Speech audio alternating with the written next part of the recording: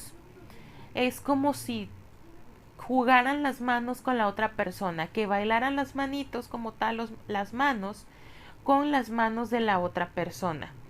Ese pequeño bailecito que hacen sin tocar las yemas de los dedos es la misma función o cómo se comunican las neuronas.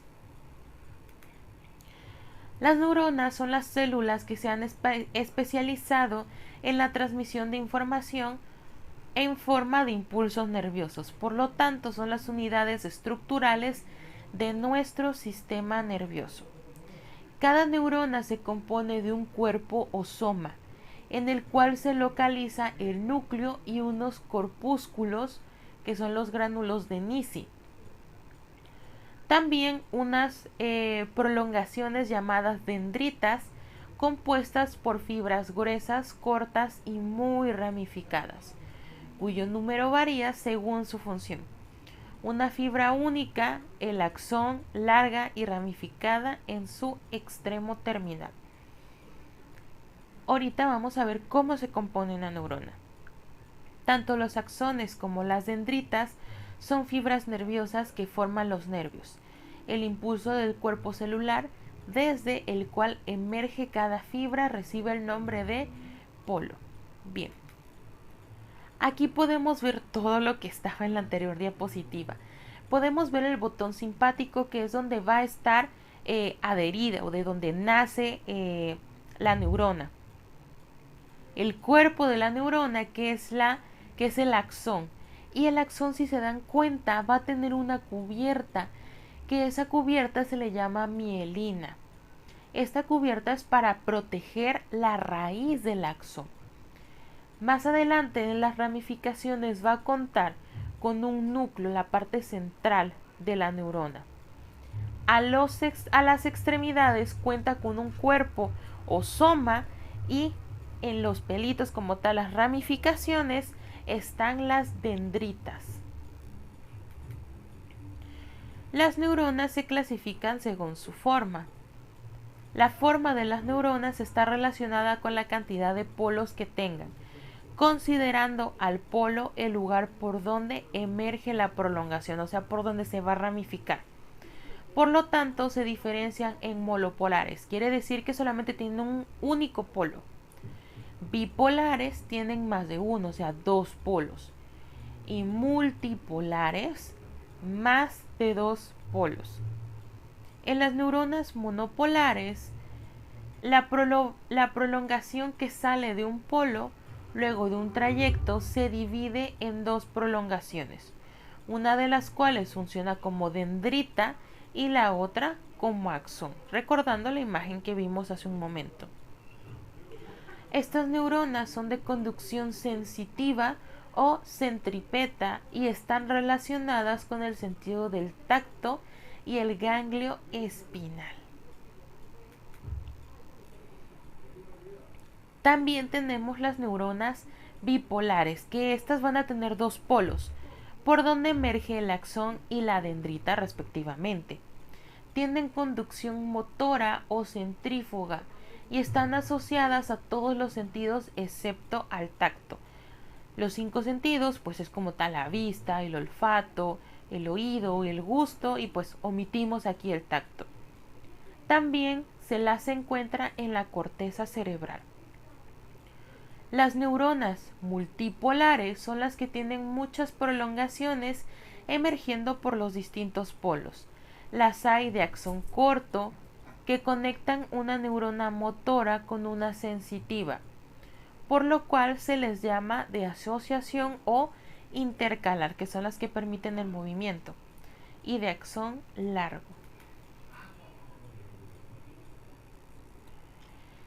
Bien, según la función, las neuronas se clasifican en sensitivas, motoras e intercalares.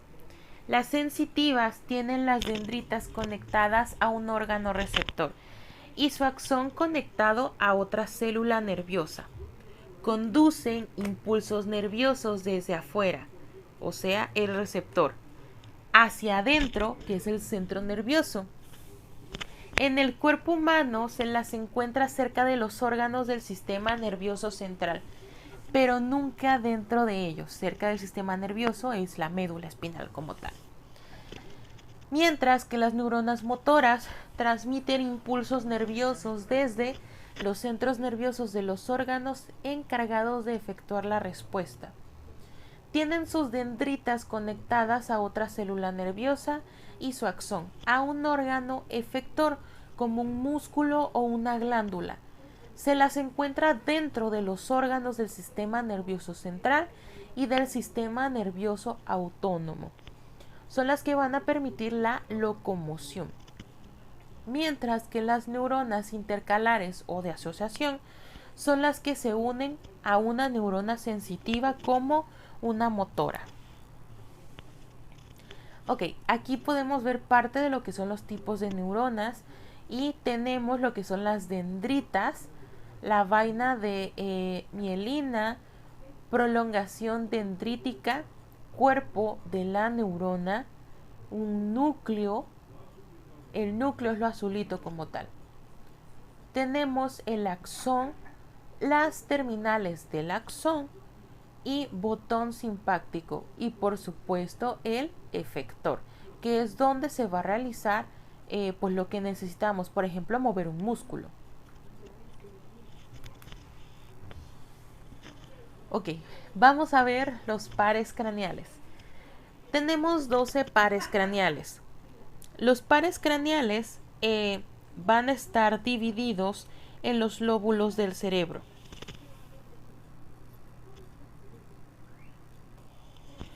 Ok, los pares craneales van a tener diversas funciones. Una función motora o sensitiva y otros están especializados, por ejemplo, para el olfato, la visión, la audición. Vamos a empezar con el primero, que es el olfatorio. Este nervio es el que transmite los sentidos del olfato. Los receptores de la sensación olfativa son células nerviosas derivadas del propio sistema nervioso central. Si bien sabemos, casi la mayoría de los alimentos o de la comida lo reconocemos por el olor.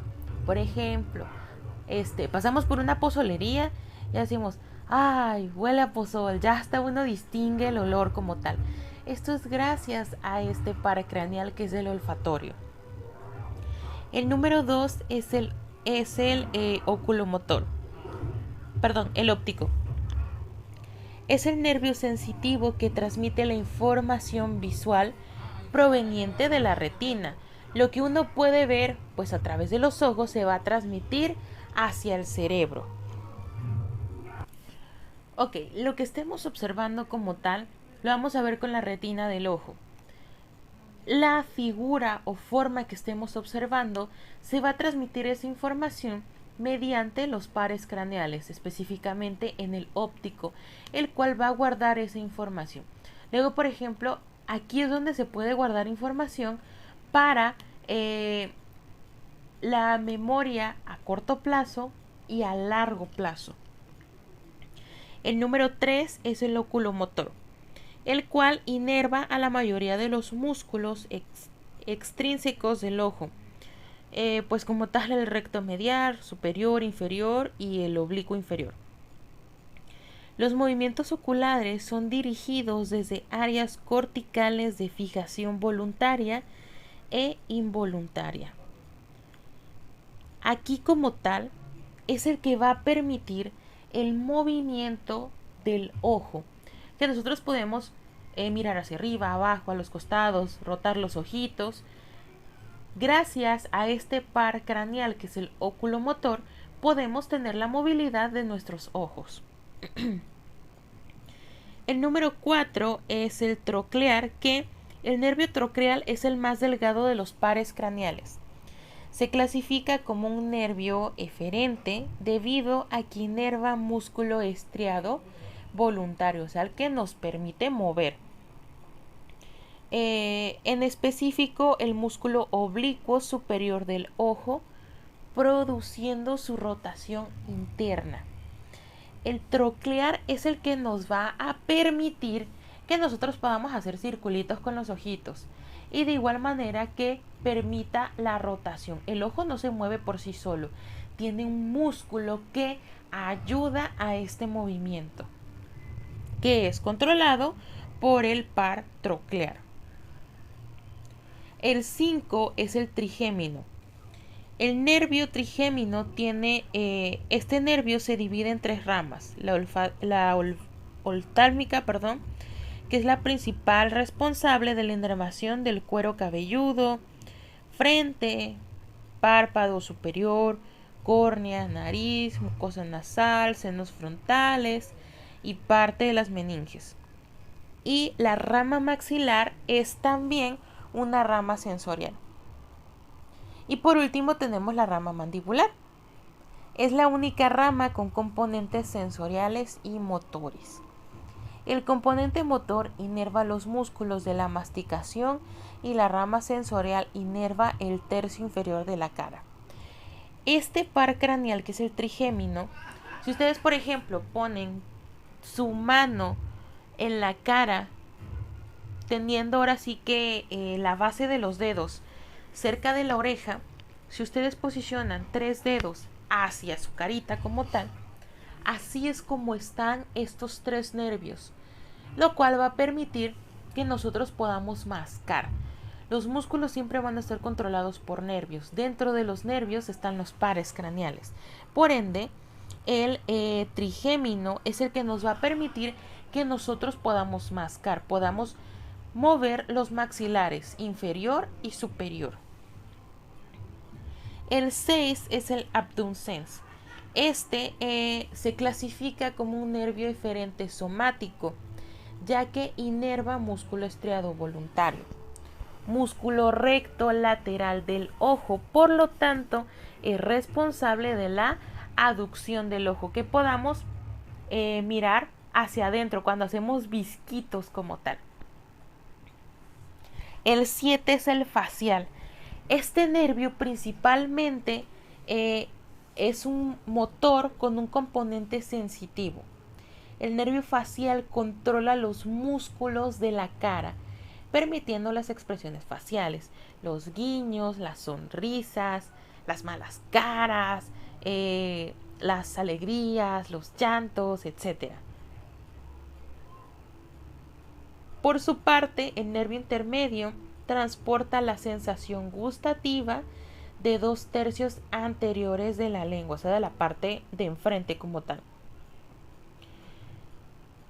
También este par craneal, que es el facial, aparte que nos va a permitir mover los músculos de la cara, nos permite sentir el gusto de la punta como tal de la lengua, que viene siendo lo dulce y lo salado.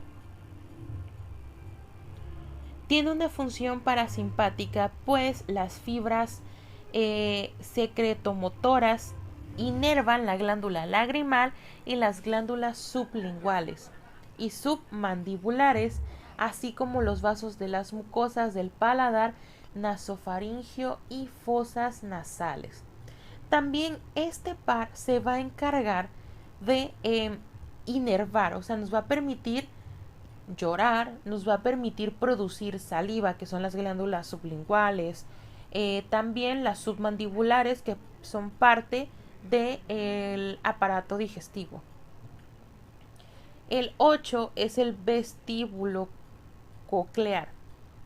Este nervio se clasifica como un nervio aferente.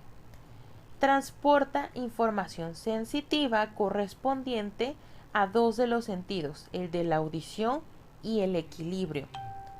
Consta de 2 partes, el nervio vestibular y el coclear. El nervio coclear es el encargado de transmitir información correspondiente a la audición. Este nervio se va a encargar de audición y equilibrio. Principalmente es con el nervio que podemos escuchar, oído medio o inclusive oído interno. Y también recordando que el oído es el que nos permite el equilibrio. Por ende, este par craneal permite también el equilibrio. Si este par empieza a fallar, no tenemos equilibrio, que es cuando empieza el mareo o inclusive el vértigo. El 9 es el glosofaringio. El nervio glosofaringio es nervio mixto. Contiene fibras motoras para el estilofaringio y fibras sensoriales a la cavidad timpánica, o sea, del tímpano como tal. Además, posee una función sensitiva para el seno carotidio y cuerpo carotidio, con lo cual contribuye a la regulación de la presión arterial y las presiones parciales de los gases respectivamente. Este nervio o par craneal, que es el glosofaringio, se va a especializar o se va a abocar solamente a la faringe, el cual va a permitir que el músculo de la faringe pueda hacer su función. De igual manera es el que va a permitir que cuando respiremos el aire que entra se filtre y se caliente. El 10, que es el vago, este nervio tiene una distribución sensitiva, motora y amplia. Posee 2 ganglios. También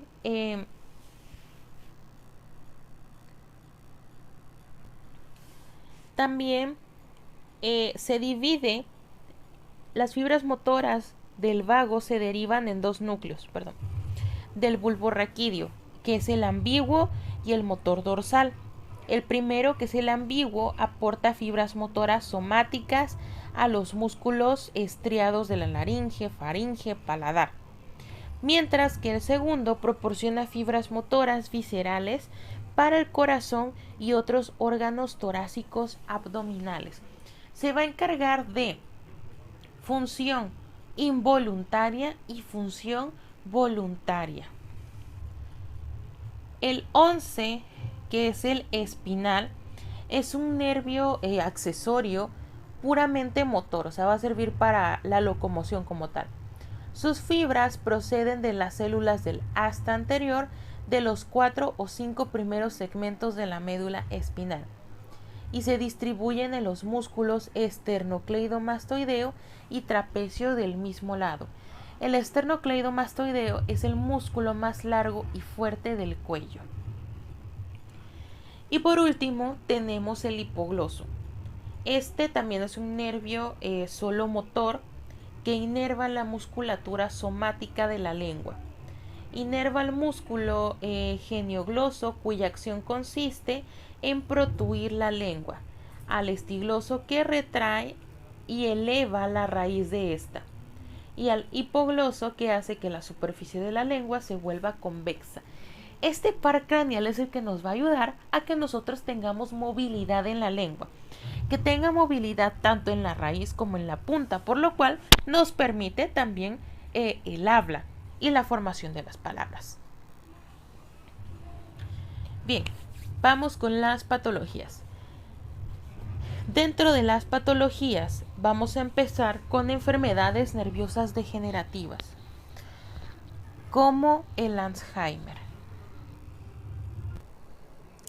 El Alzheimer se considera la causa principal de demencia en la vejez.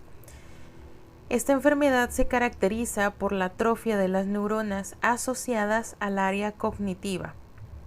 También se observa una disminución de la cantidad de acetilcolina, que es un neurotransmisor ligado a los procesos de memoria. Los pacientes con esta enfermedad presentan, además de trastornos de la memoria, pues se pueden olvidar de los nombres de objetos o hasta de sus familiares, no recuerdan qué hicieron durante el día, etc. Una disminución de atención, problemas en el habla, apraxia, que es fallas psicomotrices, que hasta se olvida de cómo caminar, y desorientación temporoespacial. No saben en qué año viven ni en qué lugar se hallan, ni recuerdan tampoco datos personales. El Alzheimer es una enfermedad muy degenerativa. Al menos aquí es un proceso que está ligado a la memoria. Por ende, empiezan a perder recuerdos, dejan hasta inclusive de reconocer a sus familiares. Puede ser su hija, puede ser su nieto, puede ser el familiar más cercano, hasta inclusive puede ser su esposo o esposa, y llega el momento que no lo recuerda.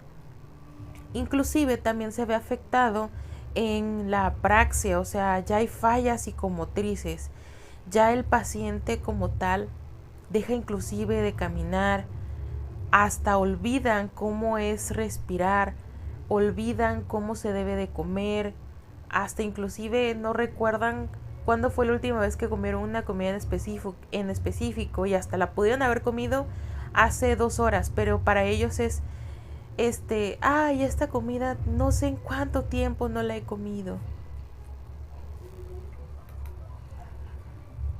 Ok, el mal de Parkinson afecta principalmente a los varones. Es un producto de la degeneración de las neuronas que se encuentran, en la base del cerebro. Como esta área está asociada a la motricidad, los enfermos presentan temblores, rigidez muscular y falta de coordinación. Una persona con Parkinson, su principal afección o lo por cual se reconoce son temblores. Hasta por ejemplo, es imposible para ellos tomar una sopa porque pues en el momento les tiembla la mano y toda la sopita se va regando como tal. También rigidez muscular, ellos quieren mover por ejemplo los brazos o las piernas, pero ya les cuesta mucho trabajo y por obvias razones la falta de coordinación. Para tratar el mal de Parkinson se utiliza una droga que se transforma en dopamina, que es un neurotransmisor relacionado con la función motora que está notablemente disminuido en las personas afectadas por esta enfermedad. Este medicamento o droga como tal sí es algo elevado respecto al costo. Bien, la parálisis. La parálisis es la anulación funcional de las fibras nerviosas. Cuando se produce una pérdida del tono muscular, es decir, del estado permanente de contracción del músculo. La parálisis se le llama flácida, mientras si la parálisis incrementa el tono muscular y los reflejos inclusive provoca espasmos, se denomina espástica. Generalmente este tipo de parálisis se debe durante la primera y segunda infancia a traumatismos de parto o enfermedades genéticas o inclusive infecciosas. Puede ser inclusive por meningitis.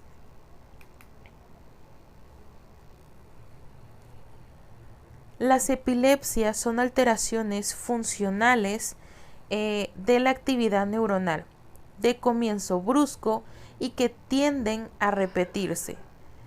Las epilepsias recordemos que las neuronas se comunican a través de impulsos nerviosos. Una epilepsia es cuando las neuronas no se comunican de mejor manera, al contrario, es como si gritaran entre todas y nadie se entendiera. Eso es una epilepsia. Las neuronas no se comunican entre ellas, generan muchas descargas eléctricas y viene un ataque de epilepsia. Se caracterizan por su evolución crónica con una descarga excesiva de las neuronas cerebrales. Cabe destacar que una crisis epiléptica no significa una epilepsia. Una crisis epiléptica se puede presentar a cualquier edad, hasta inclusive puede ser por temperatura. Existen 2 grandes tipos de epilepsia. Aquella en la que las descargas afectan todo el cerebro, con pérdida de conciencia y convulsiones de todo el cuerpo, que es una epilepsia generalizada. La persona empieza a temblar, se convulsiona como tal. Y la que afecta solo una parte de los hemisferios cerebrales, cuyos síntomas dependen de la zona y el hemisferio afectado, que es una epilepsia parcial, solamente puede afectar una parte del cuerpo. Y por último tenemos las meninges. Aquí nos vamos a abocar a lo que es la meningitis. La meningitis es la inflamación del tejido delgado que rodea el cerebro y la médula espinal. Las meninges, si se dan cuenta, están compuestas por 3, que es la dura madre, la aracnoides y la pía madre.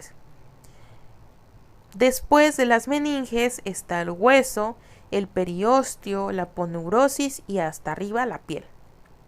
Bien, llamada meninge como tal. Existen varios tipos de meningitis. La más común es la meningitis viral, que ocurre cuando un virus penetra en su organismo a través de la nariz o la boca y se traslada hacia el cerebro. También está la meningitis bacteriana. Es muy rara de ver, por lo regular es viral, pero puede ser hasta inclusive mortal. Suele comenzar con bacterias que causan infecciones parecidas a la gripe. Puede causar un ataque cerebral, sordera, lesiones cerebrales y también puede dañar otros órganos. Las infecciones por neumococo y las infecciones meningocócicas pueden causar meningitis bacteriana. Bien, la meningitis se puede contagiar vía viral o bacteriana. ¿Y de qué manera se puede diagnosticar la meningitis? La meningitis se diagnostica haciendo una punción lumbar. Quiere decir introducir una aguja o un catéter de gran calibre para extraer una muestra de líquido cefalorraquídeo. Recordando que el líquido cefalorraquídeo sano debe de ser transparente o casi transparente. Cuando hay un proceso de meningitis, el líquido cefalorraquídeo se vuelve lechoso, hasta inclusive purulento. Y si no se trata a tiempo, en el caso de una meningitis bacteriana, el paciente puede fallecer en cuestión de horas.